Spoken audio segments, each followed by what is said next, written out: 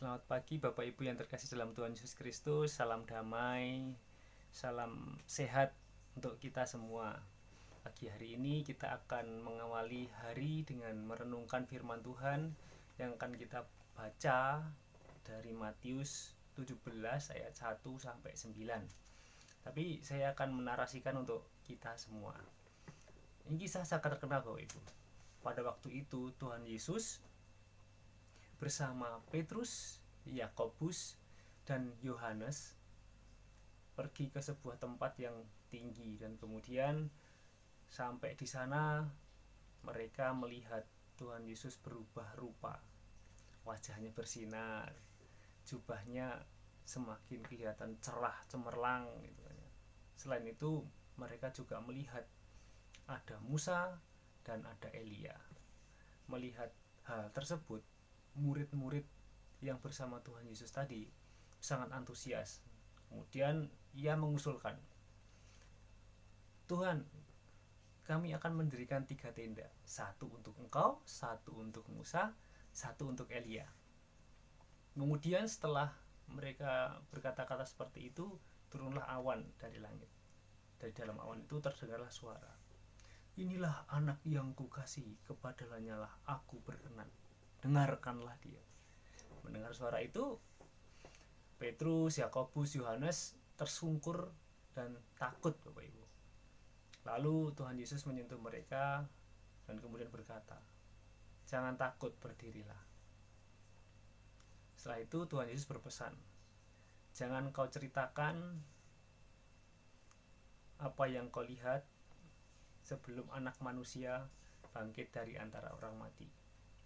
Ini cukup menarik Bapak Ibu ketika kita membaca kisah ini, karena kita akan teringat satu kisah yang tokohnya mirip, yaitu kisah Getsemani.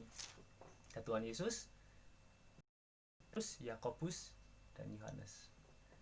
Tetapi kisah tokoh yang sama ini berbeda situasi. Di kisah Taman Getsemani, Yakobus, Petrus dan Yohanes, kita sama-sama tahu bagaimana mereka kemudian tertidur ketika diminta untuk berjaga-jaga oleh Tuhan Yesus. Cobalah berjaga-jaga 1 jam saja gitu kan ya. Tapi mereka tidur sampai diingatkan tidur lagi dan seterusnya. Nah, sangat berbeda ketika mereka berada dalam kisah yang ada di Matius pasal 17-19 ini. Mereka sangat antusias. Mereka melihat Musa, mereka bisa melihat Elia. Siapa sih yang nggak kenal Elia, seorang nabi yang menjadi ikon perjanjian lama gitu. Kisah bangsa Israel gitu, yang punya kemampuan memanggil api untuk membakar korban persembahan, sekalipun di situ ditaburi dialiri air gitu kan.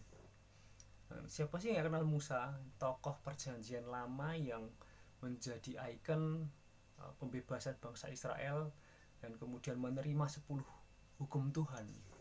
Dua tokoh ini tokoh sentral dalam perjanjian lama, dan orang-orang Israel, orang Yahudi sangat mengagungkan mereka. Maksudnya sangat menganggap sebagai tokoh yang suci, yang sakral gitu kan.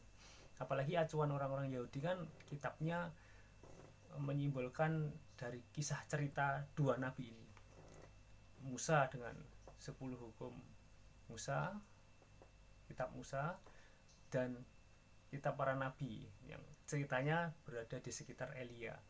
Nah, itu kan sungguh menarik gitu kan. Nah, penggambaran ketika murid tersungkur dan takut adalah penggambaran bagaimana mereka memahami kisah atau memahami Allah dalam perjanjian lama, yang kemudian mereka ekspresinya takut. Tapi di sini cukup menarik Bapak. Tuhan Yesus hadir yang adalah Allah sendiri, dan kemudian Tuhan Yesus menunjukkan sikap bersahabat. Dalam ketakutan mereka, Tuhan Yesus hadir dan kemudian menyentuh mereka dan berkata, jangan takut, berdirilah. Nah, ada sebuah perbedaan atau ada sebuah profil baru yang ditampilkan oleh Yesus tentang konsep beragama. Allah yang menakutkan, perintah Musa kemudian yang dijaga sedemikian rupa oleh orang-orang Yahudi yang mendatangkan ketakutan. Nah, itu diubah oleh Tuhan Yesus dengan pendekatan yang bersahabat, sentuhan, penguatan, dan itu menjadi teladan bagi kita dalam beragama.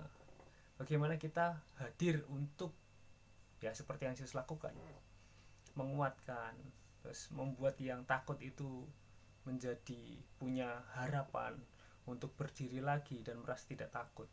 Nah, ini cukup menarik untuk kita renungkan dan refleksikan dalam kehadiran kita di tengah-tengah situasi yang mungkin saat ini uh, belum menunjukkan titik terangnya.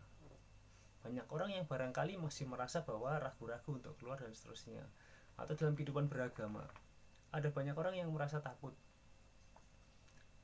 karena banyak hal gitu ya. Mungkin karena rasa bersalahnya, kemudian merasa minder untuk melayani. Nah, kita hadir untuk memberi penguatan kepada teman-teman, saudara-saudara kita, sesama kita, sehingga kita bisa menikmati baiknya Tuhan dalam kehidupan ini, menikmati setiap berkat Tuhan yang selalu dan senantiasa tercurah dalam kehidupan ini, sekalipun dalam hal yang sangat kecil sekalipun. Nah, mulai kali ini kita punya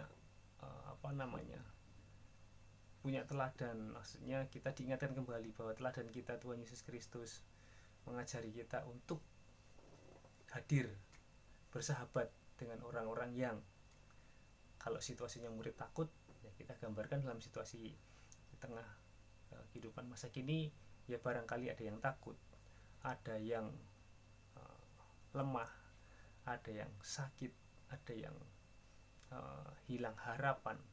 Kita hadir di sana untuk bersahabat dan membangkitkan mereka sehingga mereka bisa berdiri kembali. Kita hadir untuk menjadi terang. Kita hadir untuk menghadirkan karya Allah di dalam kehidupan kita sehari-hari. Selamat berkarya, Tuhan Yesus memberkati. Amin.